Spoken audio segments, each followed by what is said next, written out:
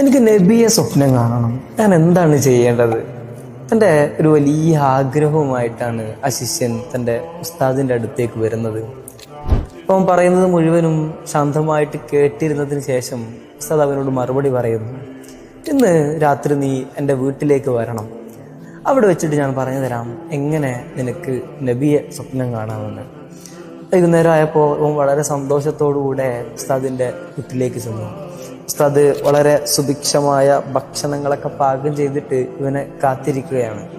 വളരെ സന്തോഷത്തോടു കൂടെ ഇവർ രണ്ടുപേരും ഭക്ഷണം കഴിക്കാൻ വേണ്ടിയിട്ടിരുന്നു. ഭക്ഷണം കഴിച്ചു തുടങ്ങിയപ്പോഴാണ് ഇവനൊരു കാര്യം മനസ്സിലാവുന്നത്.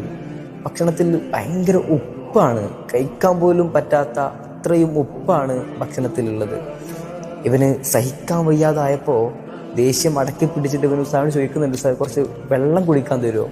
ആ സമയത്ത് ഉസ്താദ് മറുപടി പറയുന്നു, ഇവിടെ വെള്ളം മുഴുവനും കഴിഞ്ഞിട്ടുണ്ട്, ഒരു തുള്ളി വെള്ളം പോലും ഇവിടെ ഇല്ല. അങ്ങനെ ഭക്ഷണമൊക്കെ കഴിച്ചു നിൽക്കുന്ന സമയത്ത് ഉസ്താദ് ഇവനോട് വന്നിട്ട് പറയുന്നു, ഇനി നീ പോയി ഉറങ്ങിക്കോളൂ, നാളെ രാവിലെ ആകുമ്പോൾ ഞാൻ പറഞ്ഞു തരാം എങ്ങനെയാണ് നബിയെ സ്വപ്നം കാണേണ്ടതെന്ന്. അങ്ങനെ അവൻ ഒരു മുറിയിൽ പോയിട്ട് കിടന്നുറങ്ങി. രാവിലെ എഴുന്നേറ്റ് വന്നിട്ട് ഉസ്താദിനോട് പറയുന്നുണ്ട്, ഉസ്താദേ ഇന്നലെ ഞാൻ ഒരുപാട് സ്വപ്നങ്ങൾ കണ്ടു. ഉസ്താദ് ചോദിക്കുന്നുണ്ട്, എന്തായിരുന്നു സ്വപ്നം?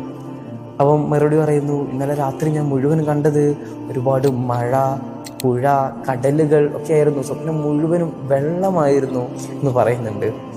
ആ സമയത്ത് ഉസ്താദ് പുഞ്ചിരിച്ചിട്ട് മറുപടി പറയുന്നു, എൻ്റെ ആഗ്രഹം എത്രത്തോളം ദൃഢമാണോ അതുപോലെ തന്നെയാണ് നമ്മുടെ സ്വപ്നങ്ങളും സംഭവിക്കുന്നത്.